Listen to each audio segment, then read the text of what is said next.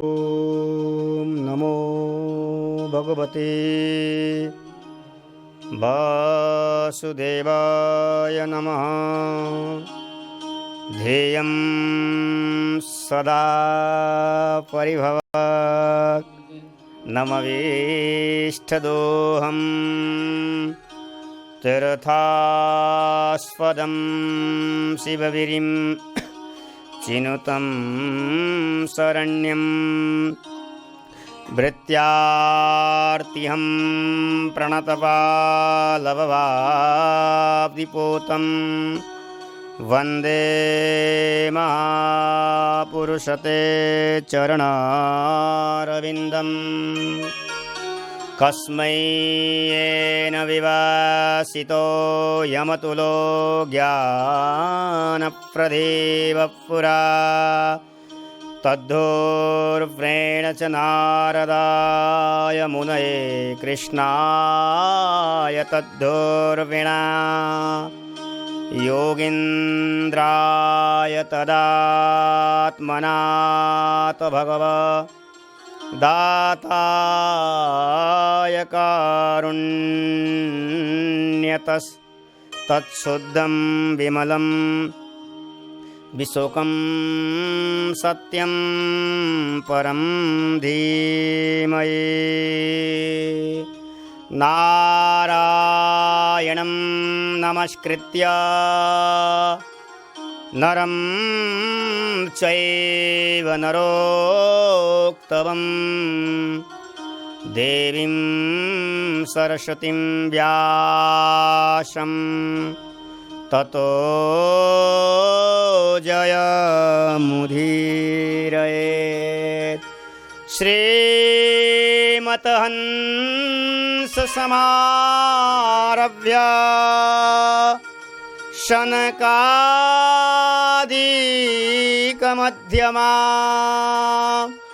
अस्मदाचार्यपर्यन्ता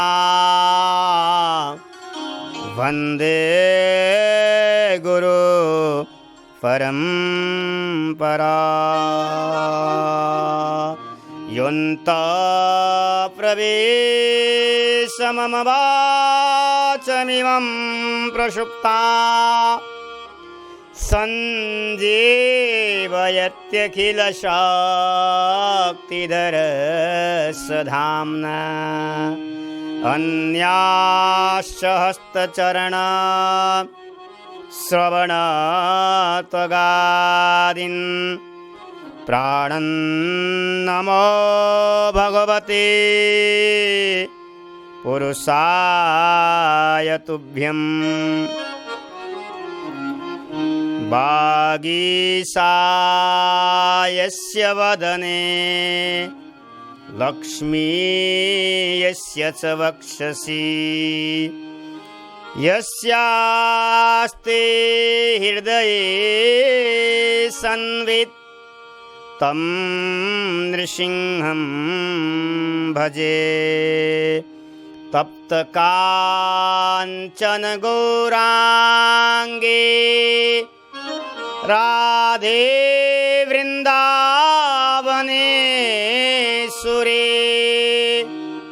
वृषभानुसुते देवी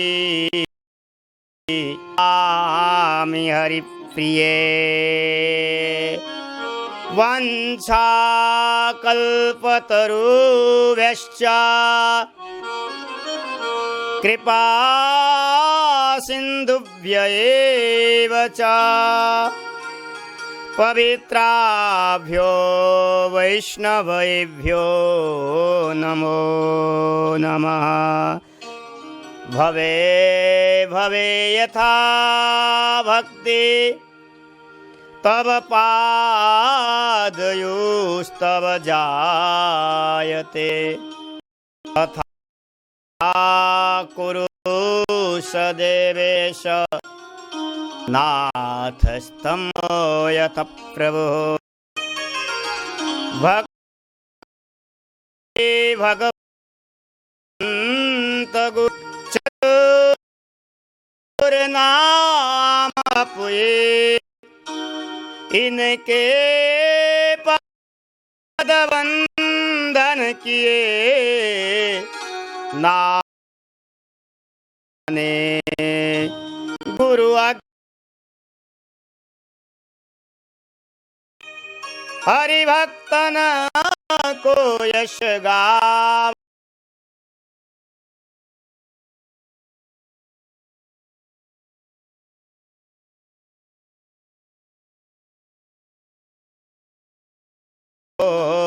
उपाव बार बार करो श्री नावावए इन काड़ युगावा वेद को भक्तमाल रस दे आय विराजिए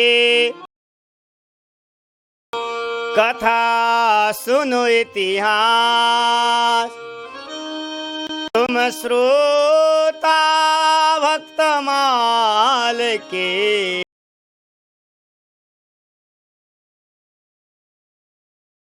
दास के पद कमल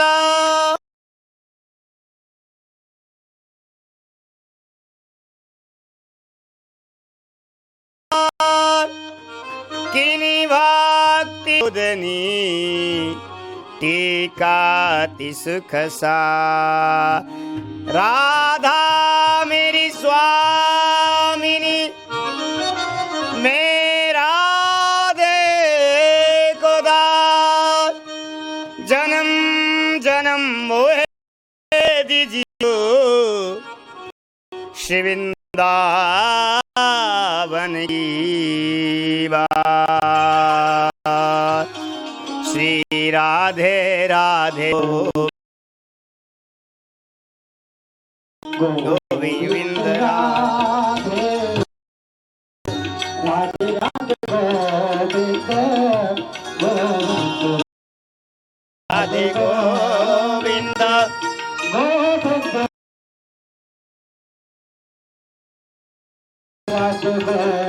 गोविंद गोविंद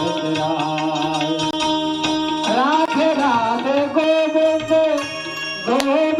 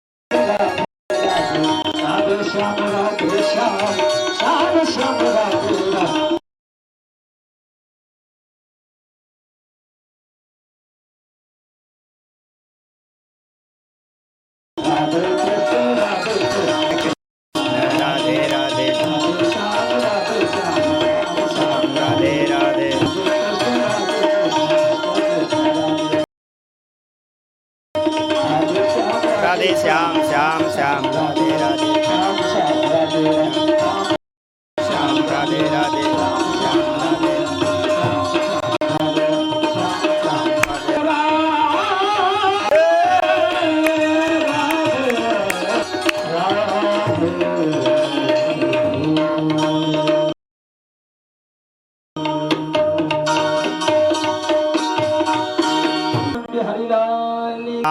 की स्वामी जी महाराज श्री प्रियदास जी महाराज पूज्य राधे जय जय श्री राधे जय जय राधे श्याम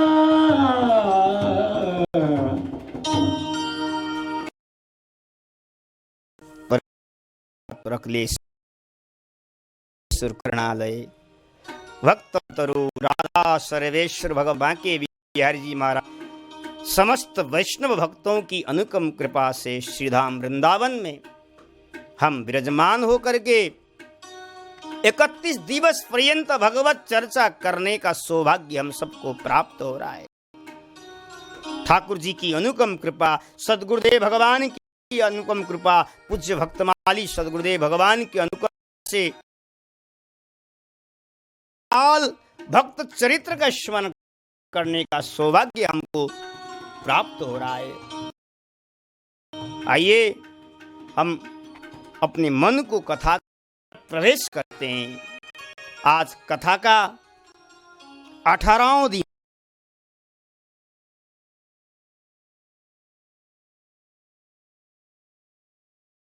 प्रवेश कर रहे हैं। भगवान की अनुकम कृपा और इस समय हम भक्तमाल का स्मरण कर रहे हैं। आहा भक्तमत गुरु इनके पद बंधन किए नासत विघ्न अनेक। भक्तमाल का सिद्धांत क्या है? जैसे भक्त हैं वैसे ही भगवान हैं, जैसे गुरु हैं वैसे ही भगवान हैं, और जैसे भगवान हैं वैसे भगवान की भक्ति महारानी भी है। हमारे वैष्णवों में, हमारे वृंदावन में रसिकाचार्य भक्त भक्ति भगवंत गुरु चतुर्नाम अपु एक, इन 4 चीजों को अलग नहीं मानते हैं। कहते हैं कि ये चारों चीज एक ही है। कैसे? जैसे हम गौ माता के 4 थून होती है, गाय दोने के लिए जाते हैं तो 4 थून है, और थून से एक ही रस निकलता है, एक ही दूध निकले। कहीं किसी में मीठा किसी में खट्टा नहीं निकल सकती है। जैसे गाय के थून के रूप में दूध निकलती है, ऐसे चारों चीज एक ही है। चाहे हम भक्तों का भजन करें,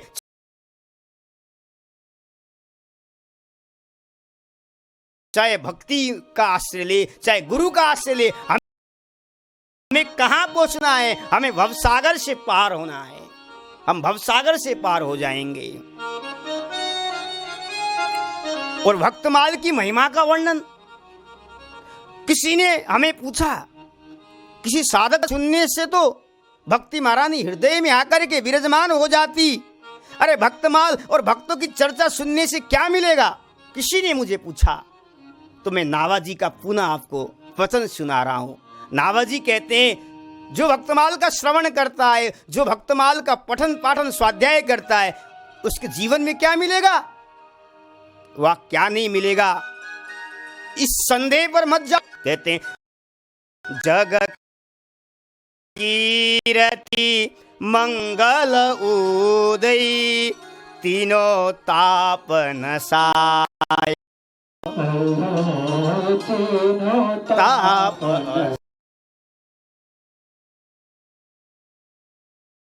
को गुणा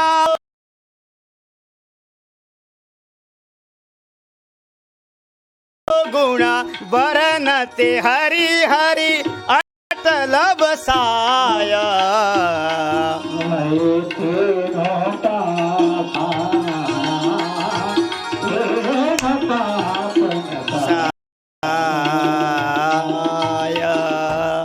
क्योंकि जो हरि का मंगल के भक्तों का मंगल का महिमा का वर्णन करता है। तीनों ताप नसाय, नाभाजी कहते तीन तात्मिक ताप, आदि दैविक आदि भौतिक ताप उसके जीवन से दूर हो जाते हैं।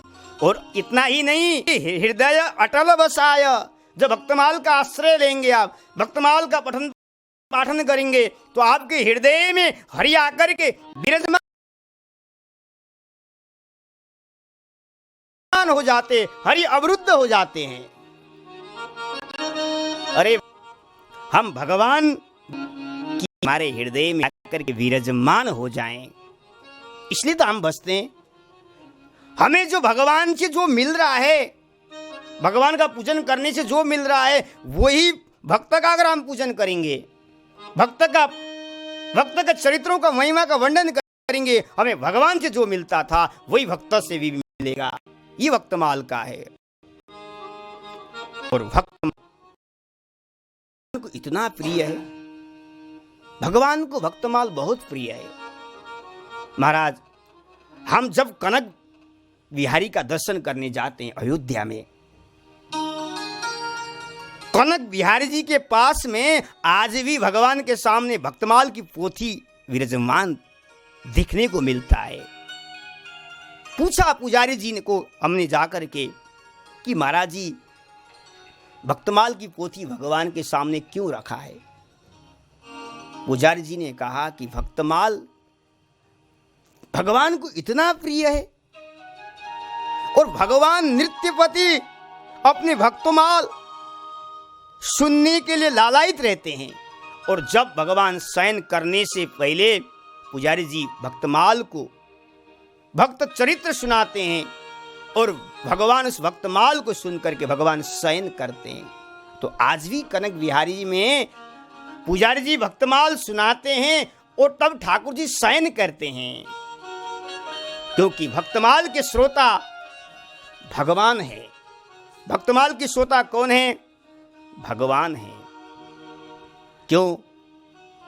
क्योंकि भगवान का वाक्य है, भगवान गोविंद देव का वाक्य है कि भक्तमाल मैं सुनता हूं। भक्त सुने या न सुने, मैं सुनता हूं भक्तमाल। भगवान का चरित्र भक्त सुनता है, लेकिन भगवान किसके चरित्र सुनते हैं? भगवान अपने भक्त का चरित्र सुनते हैं। जैसे भगवान का चरित्र भक्तों को प्रिय है, ऐसे ही भगवान को भी अपने भक्तों का चरित्र प्रिय है। एक समय निरंतर प्रतिदिन गोविंद देव के सामने बैठ करके एक पुजारी जी, राधा रमण देव नाम के पुजारी, भक्तमाल की कथा सुनाया करते थे। नित्य सत्संग होता था गोविंद देव जी में, बहुत श्रोता आया करते थे सुनने के लिए। कार्यक्रम प्रतिदिन चलता था। कुछ दिन के लिए हमारे प्रियदास जी महाराज जब कथा सुनाते थे तो वो कहीं उनको अचानक जाना पड़ा। संत तो भाई एक जगह रुकते नहीं है, रमता जोगी बहता पानी। कहीं ठाकुर की आज्ञा हुआ तो तीर्थ यात्रा करने के लिए चले गए। तीर्थ यात्रा करते करते फिर गोविंद देव जी पहुंचे। फिर सभी भक्तों ने, सभी पुजारियों ने मिलकर के कहा, अब भक्तमाल की कथा और हमें सुनाइए। प्रियदास जी महाराज ने कहा कि देखो, पहले मैंने आपको सुनाया था, क्रम से क्रम सुनाया था भक्त चरित्र। आप ये बताओ, आपने अभी कथा कहां तक सुना था? पहले कथा कहां तक हुआ था, उससे आगे हम बढ़ाएंगे कथा को। अब श्रोता तो श्रोता जैसे सुनते एक से कान से निकाल देते हैं। धुंधुकारी के जैसा थोड़ी किसी ने सुना है। वायु में भी स्वरूप बन करके, प्रेत बन करके भी उसने अपने उद्धार के लिए 7 दिन तक लगातार सुना और उसके लिए भी माना आया। ऐसा कोई सुनता ही नहीं है। अब श्रोता को पूछा, वक्ता ने, आप बताइए, पहले मैंने कथा आपको सुनाया था, कहां तक हुआ था? उससे आगे मैं कथा आगे बढ़ाता हूं। कहां तक आपने, कौन सा चरित्र तक सुनाया था? श्रोता श्रोता ही होता है, श्रोता बता नहीं पाए। हमारे प्रियदास जी कहते हैं, ऐसे श्रोता के बीच में मैं भक्तमाल नहीं सुना सकता। मैं तो वृंदावन में रसिक भक्तों के पास जाकर के सुनाऊंगा, क्योंकि वृंदावन के रसिक भक्त तो दृढ़ विश्वास के साथ, संकल्प के साथ सुनते हैं, और उनको जो भी पूछा जाए वो बता देते हैं कि महाराज जी यहां तक हुआ है कथा, यहां से आगे कहिए। आप कैसे श्रोता है? प्रियदास जी ने कहा कि मैं कल से कथा नहीं कहूंगा, यहाँ मैं जा रहा हूं, वृंदावन में ही जाके कथा का वाचन करूंगा। आहा, उस समय रात्रि का समय में गोविंद देव प्रभु, आज जयपुर में गोविंद देव विराजमान है। हमारे वृंदावन से ही ठाकुर जी जयपुर में जाकर के विराजमान हैं। बड़े सुंदर ठाकुर जी हैं। आहा, दर्शन करने योग्य ठाकुर जी हैं। गोविंद देव जी ने पुजारी जी को कहा, रात्रि में सपना में आकाशवाणी के द्वारा अवोध कराया है। अरे पुजारी जी, प्रियदास जी महाराज को जाकर के कहना, गोविंद देव विख्यात कही पुजारी सो यह बात। भगवान ने पुजारी से कहा कि प्रियदास जी महाराज को जाकर के कहना कि रैदास भक्त की गाथा भई कहो आगे अब ना था। उनको कह देना, आपने कथा रैदास तक कही थी, रैदास से आगे की कथा अब कहिए। भले श्रोता सुने न सुने, भक्तमाल की कथा मैं सुन रहा हूं, मैं श्रवण कर रहा हूं, मैंने सुना है भक्तमाल। श्रोता सुने न सुने उससे मुझे परवाह नहीं है, भक्तमाल मुझे प्रिय है। प्रियदास जी को जाकर के कहना। और महाराज जब पुजारी जी ने जैसे सुना, प्रातःकाल हुआ और प्रियदास जी महाराज को जाकर के कहा कि प्रभु का आज्ञा है। प्रभु ने रैदास भक्त की गाथा तक चरित्र श्रवण किया है। वो कह रहे हैं, प्रभु श्रोता सुने या न सुने उससे हमें मतलब नहीं है। भगवान ने कहा, भक्तमाल की श्रोता मैं सुनता हूं, भक्तमाल की श्रोता मैं हूं पहले, इसलिए हरिजू आय विराजिए, कथा सुनो इतिहास, तुम श्रोता भक्तमाल के मम पद रज आस। पहले ही मंगलाचरण करते हैं हम। क्यों? जब जैसे प्रियदास जी ने सुना, अच्छा भक्तमाल की श्रोता प्रभु है, भक्तमाल भगवान सुनते हैं, तब तो प्रियदास जी ने संकल्प कर लिया, अब कथा यहीं कहूंगा बैठ करके, मैं यहीं बैठ के कथा सुनाऊंगा, प्रभु को सुनाऊंगा, चाहे श्रोता सुने या न सुने उससे मुझे परवाह नहीं है। और प्रियदास जी ने वहां विगतों वर्ष बैठ करके गोविंद देव जी भगवान को कथा सुनाया है। और ये भक्तमाल है। भक्तमाल भक्त की चरित्र भगवान श्रवण करते हैं। और लोग पूछते हैं कि भक्तमाल सुनने से क्या मिलेगा? अरे भाई, भगवान की कथा सुनने से तुम्हें भगवत धाम मिलेगा, तुम्हें मुक्ति मिलेगा, प्रेम मिलेगा। ऐसे ही भक्तमाल श्रवण करोगे, जो लिखाय राखे उरमाई, अंत समय हरि प्राप्ति कराई। तुम्हें अंतिम समय में भगवान की हरि की प्राप्ति करा देगी। भक्तमाल हरि का दर्शन करा देगा। ये भक्तमाल है, क्योंकि बिना भक्तमाल भक्ति अतु दूर। भगवान तक पहुंचने के लिए भक्तमाल का आश्रय लेना पड़ेगा। भगवान की प्रेम को प्राप्त करना है आपको, तो भक्तमाल का आश्रय लेना पड़ेगा। मोते अधिक करो संत कर दास, भगवान स्वयं कहते हैं। और ये भक्तमाल का स्मरण हम कर रहे हैं। और आज भक्तमाल में नावाजी महाराज ने इसी कलिकाल की घटना को आधारित मान करके सुंदर एक कर्म भाई जी का पावन चरित्र गाया है। आहा, कर्म भाई जो जगदीशपुर में रहती थी, जो उड़ीसा में रहती थी, और नित्य ठाकुर को क्या खिलाती थी? खिचड़ी खिलाती थी। 56 भोग लगता था, लेकिन प्रभु 56 भोग को उतना प्रसन्न नहीं करते थे। प्रभु कर्मा भाई के हाथ से खिचड़ी पाया करते थे। भगवान व्यंजनों को नहीं देखते हैं, भगवान पदार्थों को नहीं देखते हैं। भगवान तो भक्तों के हृदय के भाव को देखते हैं। भाव से कुछ भी हो, अरे विदुरानी जी के केले के छिलके खाए प्रभु ने, और जहां भाव नहीं है वह दुर्योधन के व्यंजनों को भी प्रभु ने परित्याग किया था। हम कथा श्रवण करते हैं। आइए कर्म भाई के छप्पे का स्मरण करते हुए नाभाजी के वचनों को आगे बढ़ाते हैं। कर्म भाई के बारे में नाभाजी वर्णन करते हैं, क्योंकि नाभाजी ने छप्पे के रूप में भक्तमाल का लिखा है। हो तो एक भाई ताको कर्मा सुनाम जानी, बिना रीति भांति भोग खिचड़ी लगावही। जगन्नाथ देव आपू भोजन करत निकई, जीते लगई भोगता में यह अति भावही।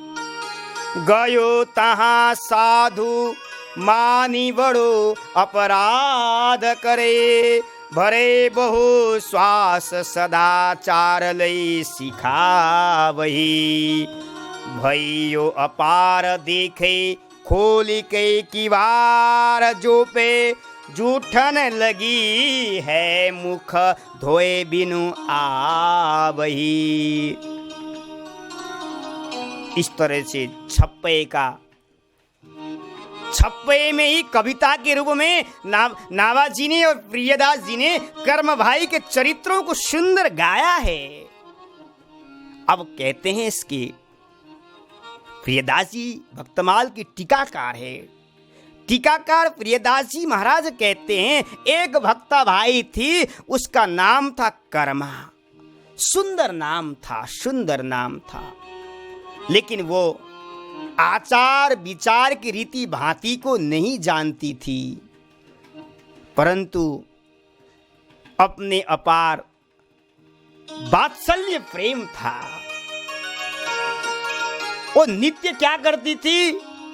नित्य खिचड़ी बना करके जगन्नाथ जी को भोग लगाती थी। जगन्नाथ जी स्वयं आया करते थे भोग पाने के लिए, मैया के पास विराजमान होकर के प्रसाद पाते थे, और जगन्नाथ जी को स्वयं प्रकट बड़े होकर के भोजन करते थे। और कहते हैं कि जगन्नाथ जी को जितने भोग लगते थे उनमें ऐसा स्वाद आता था कि जैसे कर्म भाई की खिचड़ी में था। अन्य भोग में स्वाद नहीं, लेकिन खिचड़ी में स्वाद था मेरे जगन्नाथ जी को, क्योंकि वात्सल्य प्रेम था। और जहां वात्सल्य प्रेम है वहां क्या आचार, क्या विचार वहां दिखा नहीं जाता था।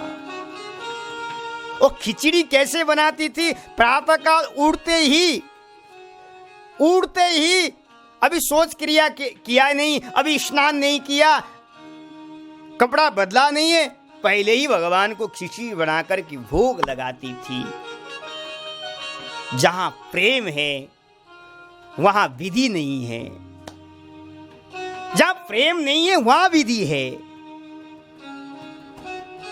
क्योंकि भगवान की उपासना, भगवान की पूजा की पद्धति अनेकों मत है, जानना बड़ा कठिन है। बिना चौका बर्तन किए ही वो खिचड़ी बनाती थी। एक संत अचानक पहुंचे, उनके पास पहुंचे, कर्म भाई के पास पहुंचे। संत ने देखा कि अभी स्नान किया ही नहीं, चौका बर्तन किया ही नहीं है, प्रातःकाल जल्दी से उठ करके खिचड़ी बना रही है। क्यों? मेरे जगन्नाथ को भोग लगाने के लिए, मेरे प्रभु को भोग लगाने के लिए। अब वैष्णव संत थे, दक्षिण भारत से आए हुए थे, रामानुज संप्रदायाचार्य से थे। अब वैष्णवों में तो थोड़ा आचार विचार होता ही है। वैष्णवों के आश्रम में रहना बड़ा कठिन है। आप जाके देखिए, रसोई में जाने से पहले वस्त्र भी धोए हुए होना चाहिए। बर्तन को भी 10 बार धोते हैं महाराज, 10 बार धोते हैं। नित्य साफ होता है रसोई, नियम पूर्वक भोग लगता है ठाकुर जी को पवित्र के साथ। और वो वैष्णव पूछे, मैया बिना नए धोए, बिना चोखा बर्तन किए, बिना मैया खिचड़ी को भोग लगा, खिचड़ी बना रही है प्रभु को भोग के लिए। संत ने देखा, मैया तू अपराध कर रही है, अपराध कर रही है। क्यों? शास्त्र कहता है भगवान का पूजन, भगवान का भोग बनाना है तो पवित्र होना चाहिए, शरीर भी पवित्र होना चाहिए, पवित्र के साथ बनाना चाहिए प्रभु का भोग प्रसादी। और तूने अभी स्नान किया नहीं, बर्तन धोया नहीं, झाड़ू लगाया नहीं, पोछा लगाया नहीं, रसोई साफ किया ही नहीं, और तू भोजन बना रही है, ये ठीक नहीं है भाई, अपराध होगा। प्रभु तो पवित्र है और प्रभु को पवित्रता से ही भोजन बनाना चाहिए। उस महात्मा ने कर्म भाई को उपदेश किया और कर्म भाई ने फिर महात्मा का उपदेश के अनुसार खिचड़ी बनाई, स्नान करके, कपड़ा बदल करके, झाड़ू पोछा लगा करके खिचड़ी बनाई। लेकिन बनाने में बहुत देर लग गई। भाई अगर पूरा कार्य करेंगे तो समय लगेगा। और जगन्नाथ जी आते थे, जगन्नाथ जी आ रहे हैं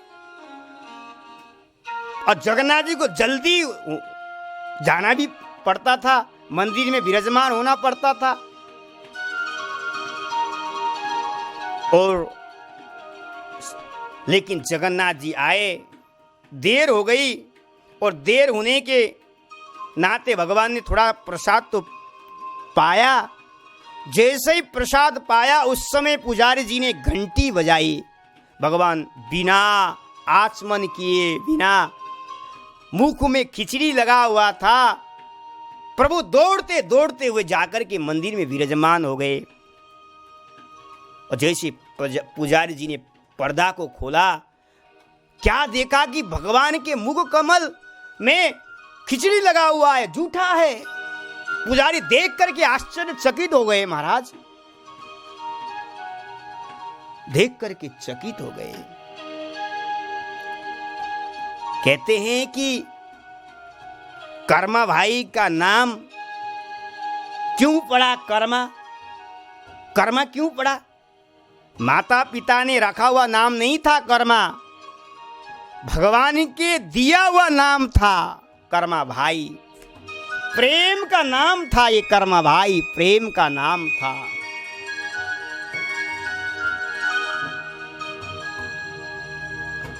जगन्नाथ जी कर्मा भाई के पास आए और कर्मा भाई उस समय खिचड़ी बना रही थी।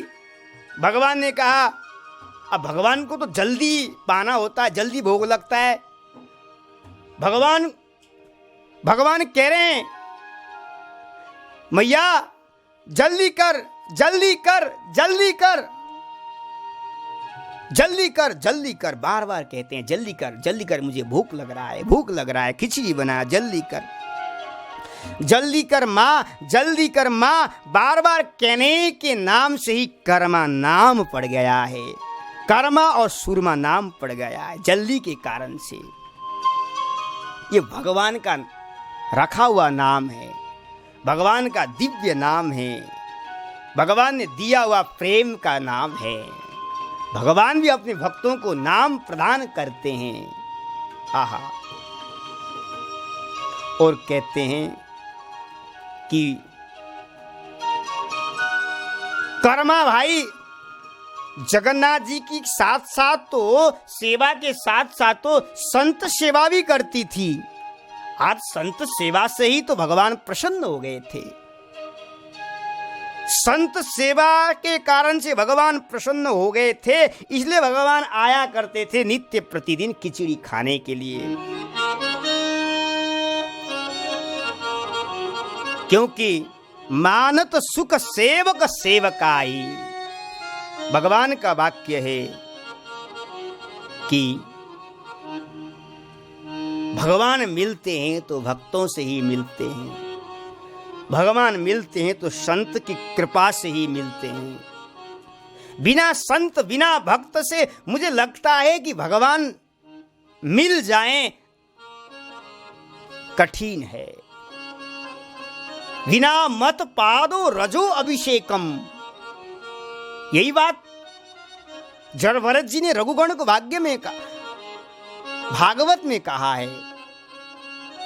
रघुगण, मुझे लगता है कि भगवान तुम्हारे यज्ञ से, तुम्हारे तप से, तुम्हारे साधन से मिल जाएं, ये बड़ा कठिन है। जब तक अकिंचन महात्मा, अकिंचन प्रेमी भक्त जब तक कृपा न करे, जब तक महात्मा तुम्हारे ऊपर आशीर्वाद प्रदान न करे, भगवान मिलने वाले नहीं है, भगवान का साक्षात्कार होने वाला नहीं है। और महाराज, अब वो महात्मा आ करके बार बार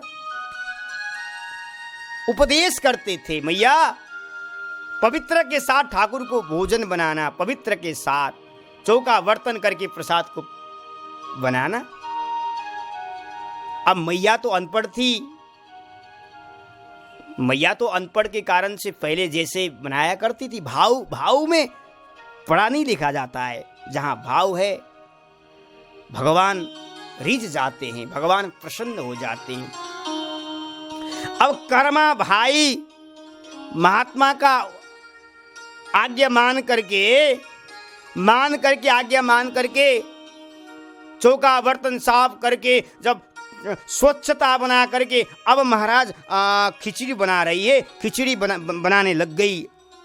उस समय प्रभु आए, प्रभु ने आकर के देखा कि मैया अभी स्नान कर रही है, फिर प्रभु चले गए। फिर आकर के देखते हैं कि मैया अभी बर्तन धो रही है, फिर प्रभु वहां से जगन्नाथ जी चले गए।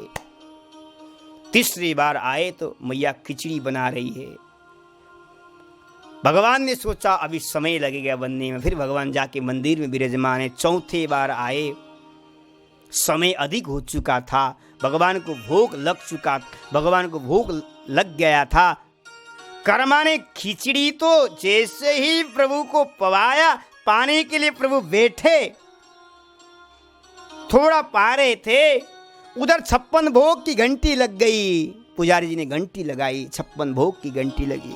प्रभु के कान में सुनाई पड़ा, मुझे आरोगने का समय हो गया। पुजारी जी घंटी बजा रहे हैं, मुझे बुला रहे हैं, मुझे संकेत कर रहे हैं। हम मंदिर में विराजमान ठाकुर जी के सामने घंटी क्यों बजाते हैं? इसलिए बजाते हैं कि प्रभु भोग अरोगे। हम प्रभु आरती आप अरोगो, आरती को स्वीकार करो। आरती के समय में भी घंटी बजाते हैं और भोग के समय भी घंटी बजाते हैं। जब हम शयन कराते हैं फिर भी घंटी बजा करके हम भगवान को शयन करते हैं। भगवान को हम संकेत कर रहे हैं कि घंटी का आदेश है कि घंटी बजते प्रभु समझ में आ जाए, समझ जाए कि भक्त मुझे भोग लगाने के लिए घंटी बजा रहे हैं, भक्त मुझे शयन कराने के लिए घंटी बजा रहा है। ये नियम बना है। भगवान को हम आज्ञा तो नहीं दे सकते हैं कि प्रभु आप शयन करिए, प्रभु आप भोग पाइए, ऐसा तो नहीं बोल सकते, हम आज्ञा नहीं दे सकते। लेकिन घंटी से आज्ञा हो जाता है, घंटी से संकेत प्रभु को मिल जाता है। ऐसा हमारे संतों में बताया है, शास्त्र में भी लिखा है इस विषय पर, जिसको हम गरुण घंटी के नाम से जाना जाता है। गरुण घंटी है ये, क्योंकि गरुण भगवान का वाहन है और भगवान के साथ हमेशा संबंध है। जहाँ भी जाना है तो भगवान गरुण में बैठ करके जाते हैं। इसलिए भगवान भी भोग पाना है तो गरुण घंटी विराजमान होता है। भगवान शयन करते हैं तो घंटी सामने ही रहता है। ये है घंटी।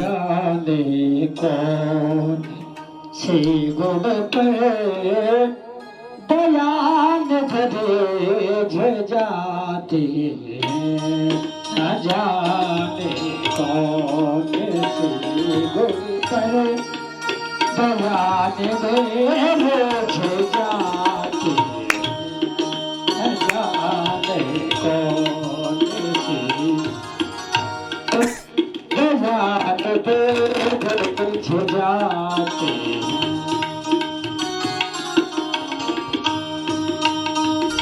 न जाने कौन से गुण पर दयान भेजे जाते यही सब भक्त गाते हैं यही सब संत गाते कौन से गुण पर दया भेजे जाते हैं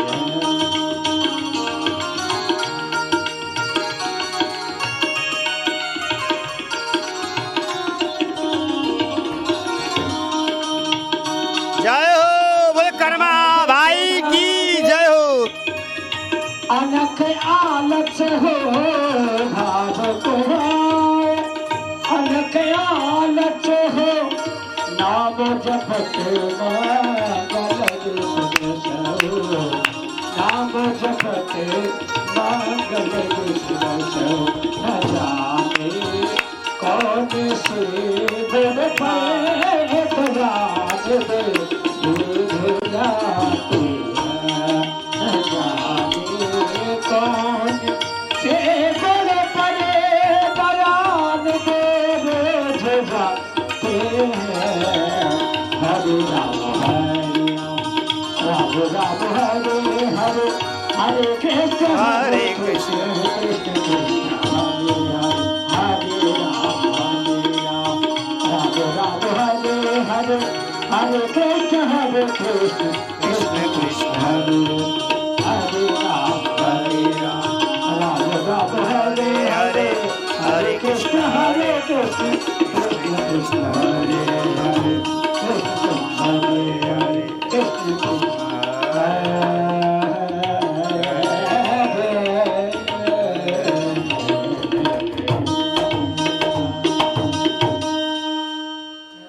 जैसे भगवान वहाँ विराजमान हो गए, मंदिर में पर्दा खुला और देखा प्रभु के मुख में जूठन पड़ा हुआ है, खिचड़ी पड़ा हुआ है।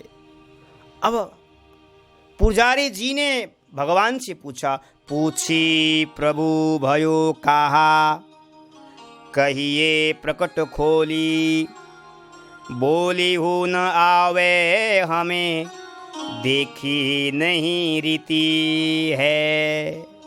नई रीति है। प्रियदास जी कहते हैं पुजारी जी ने एक रीति को, नया नीति को देखा। क्यों? नित्य भगवान को 56 भोग लगता था, लेकिन प्रभु उसको छोड़कर न जाने किसके घर में खिचड़ी खाने गए थे, और खाए भी तो प्रभु के जूठे हाथ मुंह क्यों आए प्रभु? अरे जिसने खिलाने के लिए निमंत्रण दिया हो, उसने प्रभु को हाथ बिना धोए हुए, मुख साफ करे हुए बिना भगवान को भेज दिया उसने। अरे भोजन प्रसादी पाने के पश्चात आचमन करना चाहिए, आचमन किया जाता है, मुख साफ किया जाता है। लेकिन प्रभु तो बिना आचमन किए हुए, बिना मुख साफ किए हुए प्रभु मंदिर में विराजमान है। ये देख करके आश्चर्यचकित हो गए पुजारी जी। 56 भोग लगता था, प्रभु 56 भोग को छोड़ रहे और खिचड़ी खा रहे। पूछा, पुजारी जी ने पूछा, प्रभु आपके मुख जूठन कैसे लगी? अब आप ही बताइए। मुझे लगता है आप कहाँ से आकर के खिचड़ी खा कर के आए हैं, सो कृपा करके आप प्रकट कीजिए। इस दृश्य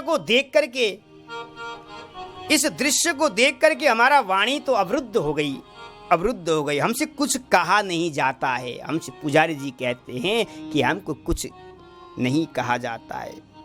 हमने ये नया बात देखी। जगन्नाथ जी ने बोले कि जगन्नाथ जी ने कहा, पुजारी जी, कर्मा नाम की एक भक्ता भाई है, वो नित्य प्रातः काल खिचड़ी भोग अर्पण करती है, मुझे आह्वान करती है। उसकी सच्ची भक्ति, उसकी सच्ची प्रेम देख करके मैं उसके घर में जाता हूं और खिचड़ी प्रसाद पा करके आ जाता हूं। लेकिन वहां एक संत पहुंचे और उसे खिचड़ी बनाने की शास्त्रीय रीति भांति सिखा आए। और क्योंकि भगवान कहते हैं मेरे अनेक मत है, मेरे पूजा के अनेक मत है। भगवान कहते उपासना की विधियां अनेक है, अनंत है। इस रहस्य को जानना बड़ा कठिन है। अब प्रेमी भक्त किस तरह से भगवान को प्रसन्न करता है, कैसे भगवान को रिझाता है, प्रेमी भक्त की हृदय में जाकर के उसके भाव को जानना बड़ा कठिन है। कर्मा भाई तो प्रेमी थी, प्रेमी थी। वो जानती नहीं थी क्या विधि है, क्या निषेध है, लेकिन अनपढ़ भी थी। लेकिन भगवान उसको प्रिय है, भगवान उसको बहुत चाहते थे। तो यही बात कह रहे हैं कि पुजारी जी, संत ने उनको शास्त्रीय विधि बनाने की तरीका बता करके आए।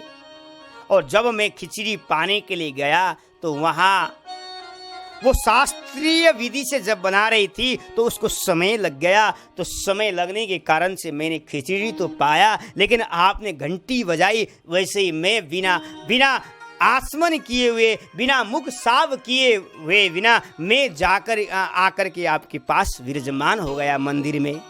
इसलिए मुझे ये कार्य करना पड़ा। मुझे जैसे ही भगवान ने सुना, भगवान की वाक्य को पुजारी ने सुना, पुजारी देख करके आश्चर्यचकित हो गए। प्रभु को इतना प्रिय है, प्रभु को इतना प्रिय है खिचड़ी उस कर्मा भाई के हाथ से पाने का। और 56 भोग त्याग करके प्रभु उस मैया के पास जाकर के खिचड़ी पाते हैं। जैसे भगवान के वाक्य को पुजारी जी ने सुना और पुजारी जी ने संतों को जाकर के कहा कि देखो, भगवान शास्त्रीय विधि को नहीं देखते हैं, भगवान विधि को नहीं देखते हैं, भगवान पवित्र को नहीं देखते हैं, भगवान तो भाव को देखते हैं, भगवान तो उसके भक्त के हृदय के प्रेम को देखते हैं। और आपने उस कर्मा भाई के पास जाकर के शास्त्र विधि के बात को बनाने का आपने कहा। देखो, उनके पास जाकर के कहना जैसे प्रभु का आज्ञा है, जैसे वो पहले की भांति बनाती थी वैसे ही बनाए। भगवान को उसी तरह भगवान को वो भोग प्रिय है। आप अपने शास्त्रीय विधि को वहां मत कहना, शास्त्र विधि आपका वहां चलेगा नहीं। भगवान को वही प्रिय है जैसा कर्म भाई पहली बनाया करती थी। और जैसे संत ने सुना, जब भगवान शास्त्रीय विधि को चाहते ही नहीं है, भगवान तो भाव को देखते हैं, तो मुझे क्यों वहां उपदेश करना पड़े। और संत वहां जाकर के कहा कि मैया, अब आप अपने पहले की भांति ही खिचड़ी बनाया करो, प्रभु को वही खिचड़ी प्रिय है। और शास्त्रीय विधि का पालन मत करना। जैसा आपको अच्छा लगे, जैसा मेरा जगन्नाथ को अच्छा लगे, वैसा ही कार्य तुम करना। मैं अब तुम्हें कुछ भी उपदेश नहीं करूंगी। मैं समझ गया प्रभु के भाव को। प्रभु भाव को ही देखते हैं, विधि को नहीं देखते हैं। क्योंकि राम सुमिरन सब विधि हु को राज रे, राम को विसारी वो निषेध सिर ताज रे। विधि क्या है? भगवान का सतत स्मरण करना ही विधि है। भगवान को भूल जाना ही निषेध है। इसलिए पद्म पुराण में भी आया है, स्मर्तव्य सततम विष्णु विस्मर्तव्यो न जातुचित, सर्वे विधि निषेधास्यु रेवयो रेव किंकराः।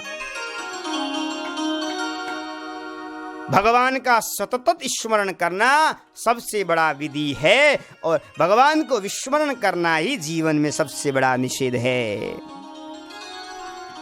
इसलिए मैया, आप अपनी परंपरा से, अपनी विधि से भगवान को भोग लगाया करो। कहकर के संत चले गए। ऐसा कहकर के संत चले गए। और वर्णन आता है कि ऐसा वर्णन आता है, जब तक कर्म भाई जीवित रही और जगन्नाथ भगवान की खिचड़ी भोग लगाती रही, जब तक जीवित रही भगवान को भोग लगाई। और जिस दिन कर्म भाई ने शरीर को छोड़ा, उस दिन ठाकुर जी भी बहुत रोए। ठाकुर जी दुखी हुए। पुजारी पंडाओं ने देखा ठाकुर जी रो रहे हैं, ठाकुर जी दुखी हैं, ठाकुर जी के नेत्रों से आंसू गिर रहा है। पंडा पुजारी ने जाकर के राजा से कहा, और राजा ने आकर के देखा कि प्रभु सचमुच रो रहे हैं, जगन्नाथ जी रो रहे हैं। राजा ने पूछा, जय आज आप क्यों उदास है?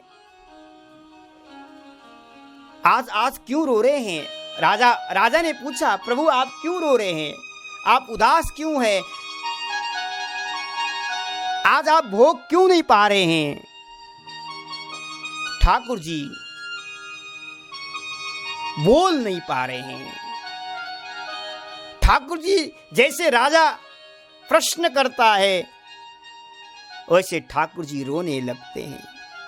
बार बार पूछने पर राजा की वचन को सुनकर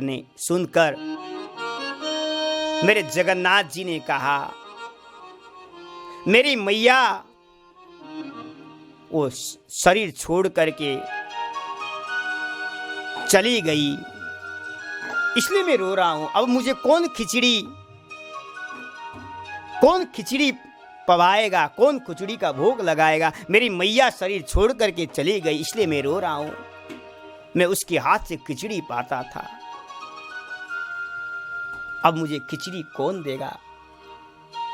राजा ने पूछा कि प्रभु आपके द्वारा ही, आपने ही उसका शरीर छुड़वाया है, आपने अपने धाम को क्यों भेजा? आपको यहीं रखना चाहिए था उसको। राजा के वचन को सुनकर भगवान ने कहा, देखो मैं अपने भक्त को मृत्युलोक में ज्यादा कष्ट देना नहीं चाहता, मैं उसको सीधा से सीधा अपने धाम में बुलाना चाहता हूं। क्योंकि इस मृत्यु लोक में, इस संसार में भक्त को बहुत कष्ट होता है। उस कष्ट को देख करके मुझे सहन नहीं होता है। मैं चाहता हूं कि मेरा भक्त जल्दी से मेरे धाम को आ जाए। इसलिए मैं अपने भक्त को मैं जल्दी से बुलाता हूं। और सचमुच ही है, जो भगवान के प्रिय होंगे जो भगवान के अनन्य भक्त होंगे वो इस धरातल पर बहुत कम उम्र में, कम समय में ही शरीर छोड़ करके भगवत धाम को चले जाते हैं। ऐसे ऐसे भक्त का चरित्र हमको श्रवण करने को मिलता है। 25 वर्ष की उम्र में भगवत धाम को चले जाते हैं। 25 वर्ष की उम्र में। क्यों? भगवान उस भक्तों को जल्दी बुला लेते हैं, क्योंकि मृत्यु लोक में बहुत कष्ट होता है। भक्त ऐसा नहीं बनता है, भक्तों के जीवन में बहुत तपता है, तप करके तब भक्त बनता है। जैसे सोना को सुंदर बनाना है, 24 कैरेट को बनाना है, तो सोना कितना उसको पीड़ता है, कितने आग में तपाता है, तब 24 कैरेट सोना बनता है। ऐसे ही भक्त के जीवन में भी तप है, तप करके तब भक्त बनता है। आज महाराज जैसे ही सुना राजा ने, देखो प्रभु, अब कर्मा भाई का जैसा प्रेम तो हमारे पास नहीं है, कर्मा भाई का जैसा प्रेम तो हमारे पास नहीं है, फिर भी कर्मा तो चली गई, लेकिन हम आपको खिचड़ी पवाएंगे। राजा ने कहा हम आपको खिचड़ी पवाएंगे। और महाराज वहाँ नियम लगा कि जगन्नाथ जी 56 भोग से पहले आज भी खिचड़ी का भोग लगाया जाता है। 56 भोग तो मध्याह्न समय में लगता है, लेकिन प्रातःकाल उठते ही प्रभु को पहले खिचड़ी भोग पाते हैं, उसके बाद श्रृंगार आरती होता है और भोग लगाते हैं। तो राजा लोग वहाँ राजा परंपरा से मंदिर चलता है, और खिचड़ी जब भोग भगवान के सामने रखते हैं तो जगन्नाथ जी के सामने कहते कि ये मैया कर्मा भाई का खिचड़ी है, कर्मा भाई का नाम से खिचड़ी लगाया जाता है। आज भी वो दृश्य देखने को मिलता है, कभी जाइए तो वहाँ देख करके आप आश्चर्यचकित हो जाएंगे, और खिचड़ी का प्रसाद मिलेगा पाने को। तो भगवान को खिचड़ी बहुत प्रिय है। और आज भी हमारे श्रीधाम वृंदावन में पौष के महीने में राधा वल्लभ जी को भी खिचड़ी का भोग लगता है। ये तो हरिवंश महाप्रभु जी के परंपरा से चल रहा है। तेरा सुंदर रूप सलोना,